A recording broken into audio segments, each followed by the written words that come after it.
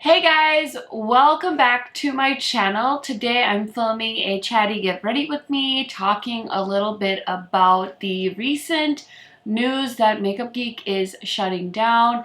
Now, I've seen a few videos on this topic already, and somebody had requested in my comment section that I make a video about this, which I'm really grateful for because I love a good excuse to talk about things that are going on in the beauty industry, and I can finally create a video using the shadows I actually bought when the rebrand happened, I think at the start of 2021. So I did actually buy two pre-made color stories from their rebrand because I was definitely not going to buy those giant eyeshadow palettes. So I kind of tried to pick some colors that would speak to me, and I meant to film a video, I never did, so we're finally going to do it today. So I feel like I'm killing two birds with one stone. So if you guys want to talk about Makeup Geek, if you want to see me do the rest of my makeup, I'm just going to do my eyeshadow because I have the rest of my face done, then just keep watching. If you are new to my channel, welcome. My name is Karen Harris. I like to film tan girl friendly makeup videos here on YouTube. I love to talk about new eyeshadows. I like to talk about new eyeshadow palettes, new brands, test out whether they're tan girl friendly, because when I first got on YouTube, I had the hardest time finding makeup products that were suitable to my skin tone. Things have come a long way since then. I'm very happy to report that. So if that sounds interesting to you, highly recommend subscribing because I post pretty much every day. I posted a video yesterday. It was my new makeup releases video. I posted on Sunday. We talked about the Lowest Cosmetics Meet Me at Midnight palette. On Saturday, we talked about 5 reasons why you shouldn't start a beauty channel on YouTube. That was a fun one. So if you haven't checked out those videos, highly recommend doing so. And without further blabbering, let's get into it. Okay, so let's go ahead and create an eye look. I think I'm going to do something kind of simple. I want to film my new makeup releases video, which is yesterday's video as you're watching this. And so let's see, I'm going to use the greens, I think, and I want to use this shade. This was part of their like colorful pigment collection. They did launch this originally in their circle pans, and then they rebranded and did the kind of square pans.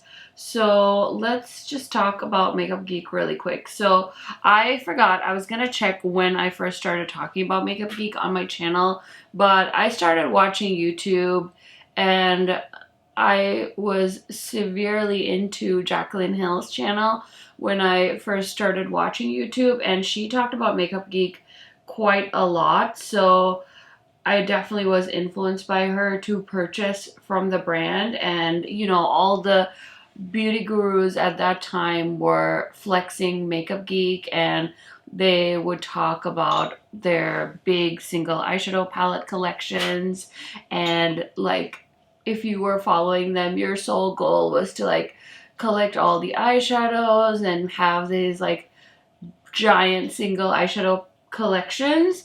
So I definitely feel like I had quite a few Makeup Geek eyeshadows. I will say I did end up selling my Makeup Geek eyeshadows on my Poshmark when the rebrand happened, because I was like, there's really no point keeping the old shadows because you can't get the old formula.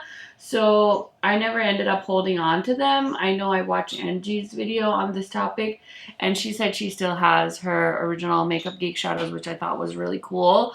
I will say I did wear the Makeup Geek and Manny palette on my wedding day, which was in 2016.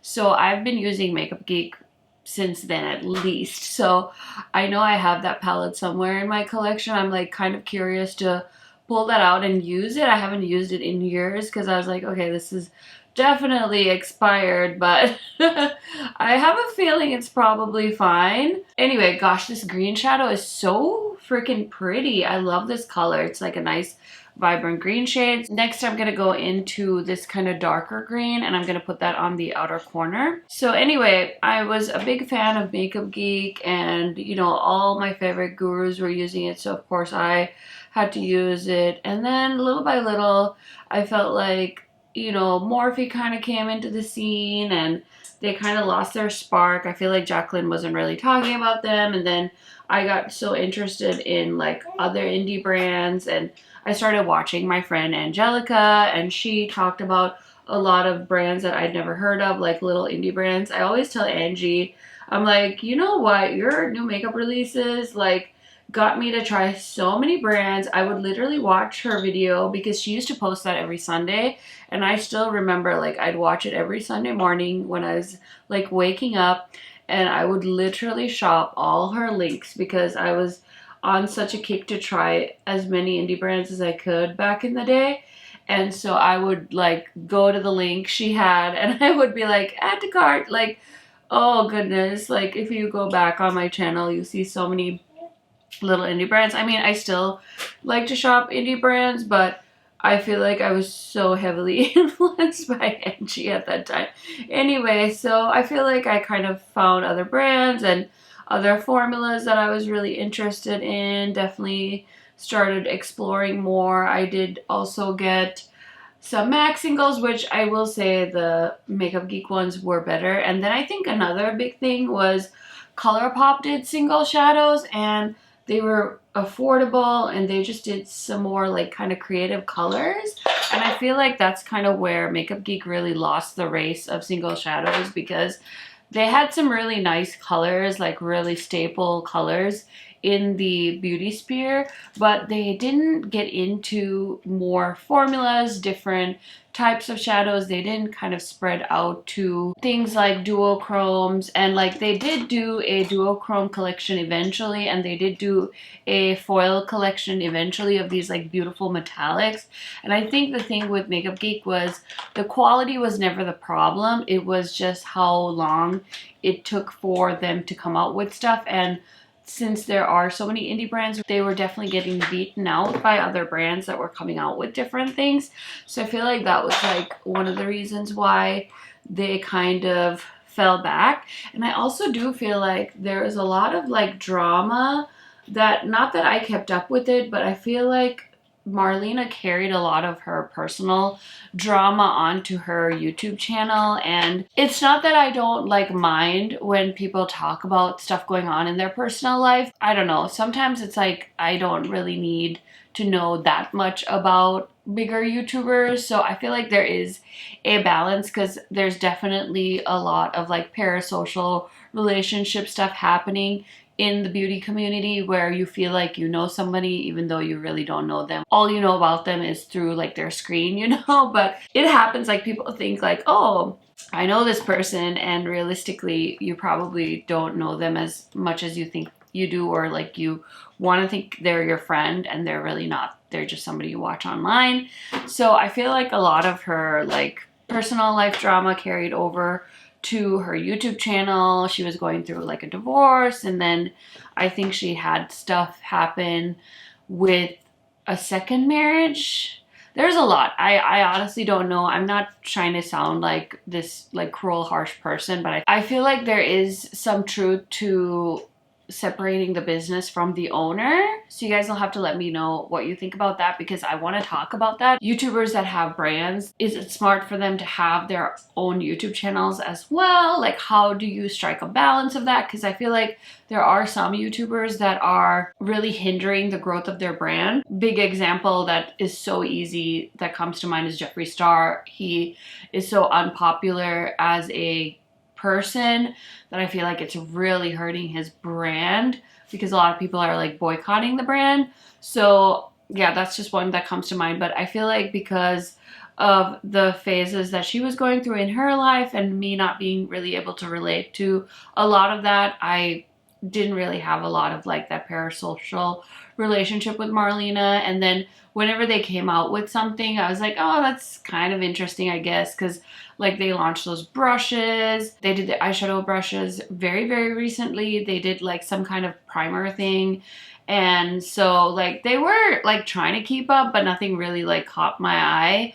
So I know in Marlena's video, she alluded a lot to not being able to keep things in stock because of the different labs. I totally understand that, but I think that there's a lot of brands that, you know, have adapted with COVID, and I don't even think that you really need to come out with new things all the time. You can definitely leverage your marketing to keep your brand interesting. Like, I think something that brands should really consider if they're not able to come out with new releases all the time is seek out YouTubers to sponsor, because you can kind of reach a whole new audience through YouTubers. I feel like it's the same with Instagram, TikTok. You know, don't stick to the same 5 people that have talked about you for years and years and years. Reach out, you know, send out PR, because, you know, somebody that has never talked about your brand might introduce your brand to 10, 20, 30, 40 new people, and then those people will tell, you know, more people, and that could really have built up the brand or built back interest in the brand. Because I just tried these shadows, and I mean, Angie's right, like the quality of these shadows, even like a year or 2 later, because I have the new formula, is really nice. These blended like so nicely. I didn't have any issues. That bright green was phenomenal. I wish I'd bought more of the colorful single mattes from them now, but I literally had that sit there for so long. And I know that if they had done like a sponsored video with Angie, or name any of my favorite beauty gurus, it would have gotten me to think like, oh my gosh, I need to go back and reach into my collection and try those Makeup Geek singles, because I know they're good. I just, nobody was talking about them, so I kind of forgot about them too. So I think that my #1 tip for brands that are maybe struggling right now, that can't afford to launch something new, definitely go back and re-promote products that are in your existing collection, because I'm sure there's tons of people out there right now that are like wanting to use their Makeup Geek shadows, and obviously it's too late for Makeup Geek because they're definitely closing. But keep in mind that if you're a brand that's struggling, or you know, if you're a brand owner that's struggling, consider like promoting the stuff you have. Obviously, I'm not making this as a brands need to send me PR. No, absolutely not. But if you don't have a lot of options as far as whether you're going to close your brand, then it's worth taking some of your product and trying to invest it into some of your affiliates, or maybe even some creators that can kind of drum up some interest in the brand. I don't know. That's just what I think. Anyway, I decided that I wanted to use some of my Burnovich eyeshadows. I haven't reached for these as well since I used them on my channel and did like swatches, and these are such beautiful shadows as well. I was going to use this shade from the Makeup Geek palette, but honestly I kind of want to use something super sparkly because I'm going to do my new makeup releases video after this. So I'm sorry if I'm letting anybody down by brand hopping, but I want to use the Burnovich, so I'm just going to scoop up some of this eyeshadow on a flat brush and we're going to apply that. So that was just one of my takes, is just that, you know, she had a lot going on, and then she made that video about like how YouTubers were so expensive and she couldn't afford to do YouTuber marketing, which I don't know. I felt like that was a little bit odd, considering, you know, everybody has bills to pay. That's like one thing that I've learned. Not that my channel has grown that much, you guys. I mean, from where I started to now, of course it's grown. I'm very happy with where my channel is, but one thing I've learned is that PR does not pay the bills. PR does not keep the lights on. It's a nice, you know, start to get PR, but a lot of these bigger creators, like, YouTube is their full-time job and they do need to get paid. And I think that, you know, when she said that whole thing about how she couldn't afford to pay, what was it, like she said some really wild, outrageous like sponsorship number, and like a lot of people were like speculating, like she talked about Jaclyn Hill and da da da da, and then I can't remember who exposed the whole how Makeup Geek was going to collab with Jaclyn Hill, and then she backed out. I think Marlena made that video. Correct me if I'm wrong. Listen, there's so much drama.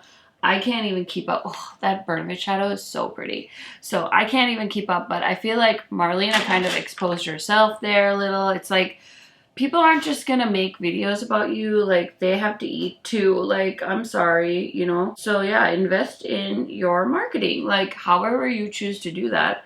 But it's 2022. Having a good formula alone isn't gonna make you a successful beauty brand.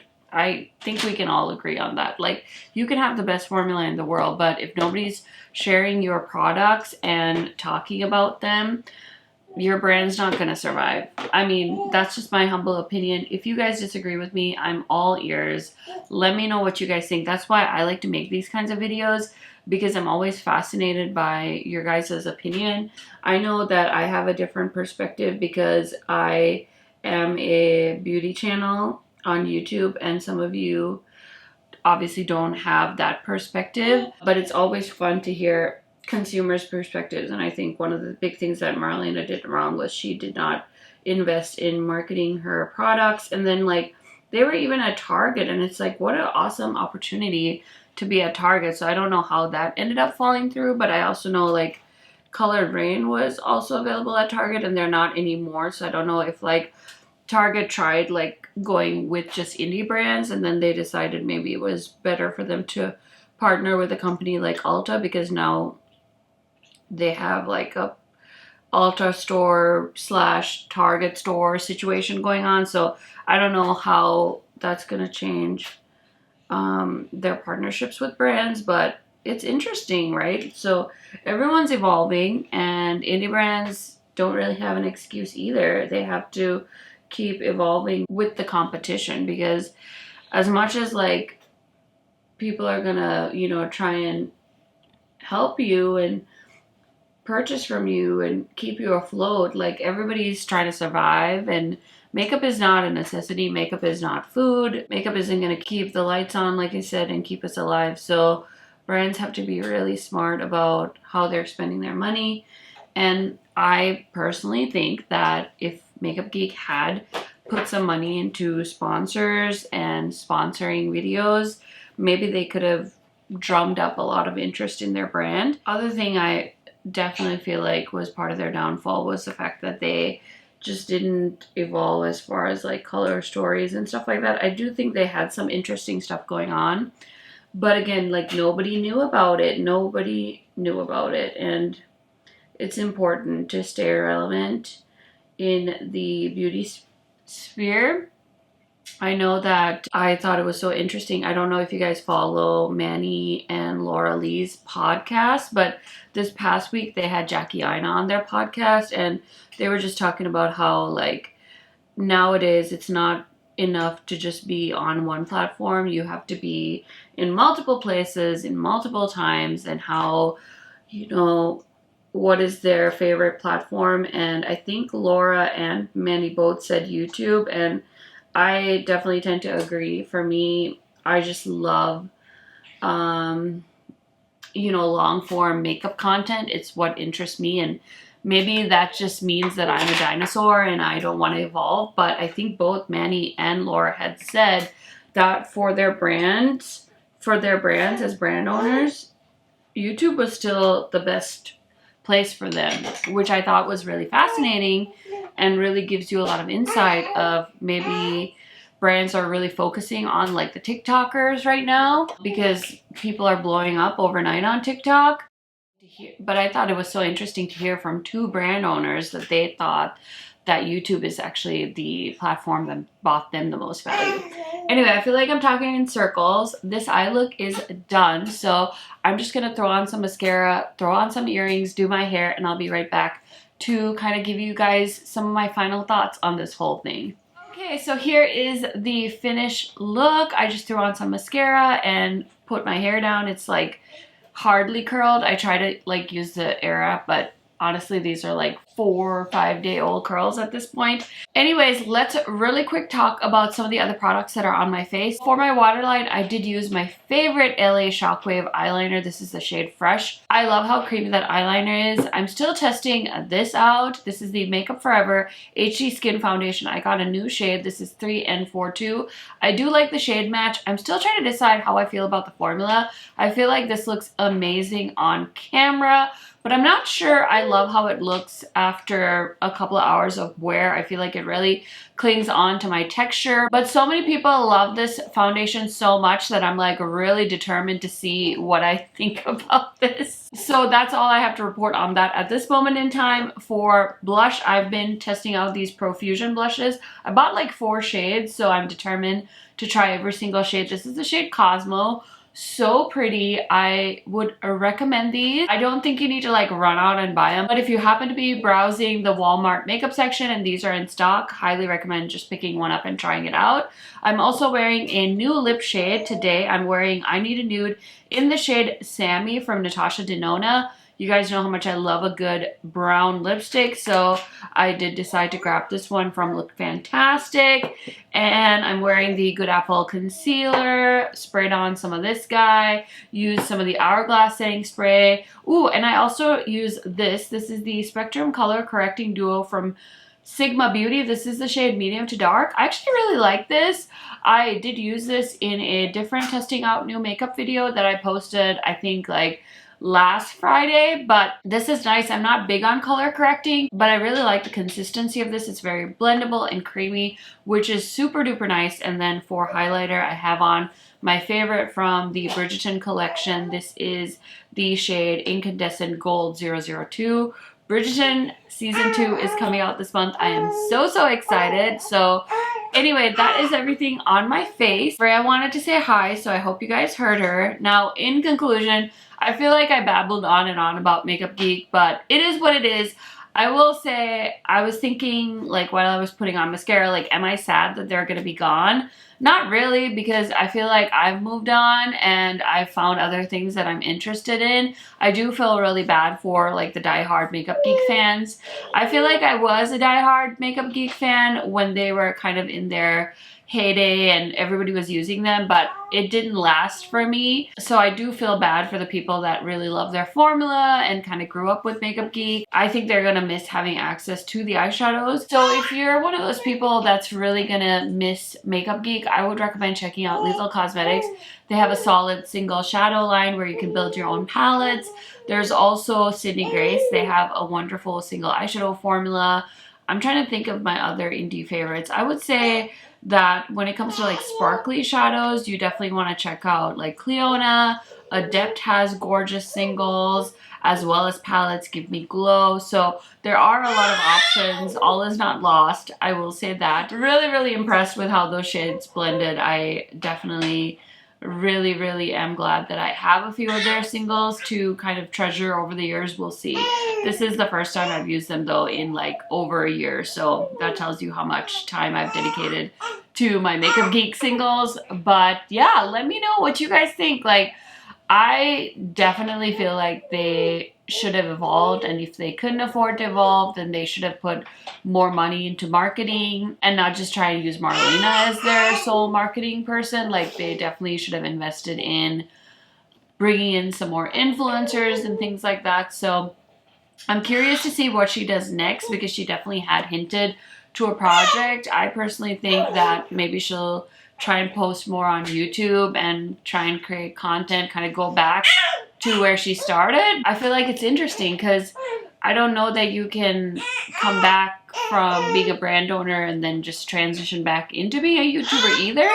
So that'll be interesting to see. But yeah, that's all my thoughts. You guys know I love chatting to you in my comment section. So if you have any brilliant insight that you want to offer, let me know down in the comments. Also, because I'm a super nosy person, let me know some of your favorite Makeup Geek products. Like, are you grabbing anything from this sale? Because I want to know. I did go on there and poke around just because I was like curious. I think like most of their palettes are like sold out, so you're probably going to be picking at the singles. I did see like all their sets. Like, I was thinking like, oh, I'd love to pick up their eyebrush set. That's already sold out. Their set of eyeliners is sold out, but you can pick up things individually. So yeah, let me know if you grabbed anything from their closing sale. Let me know your thoughts down in the comments. I will be checking those out and responding to you guys. So thank you so much for watching this video, and I will see you in a new video probably on Thursday. Thanks for watching. Bye.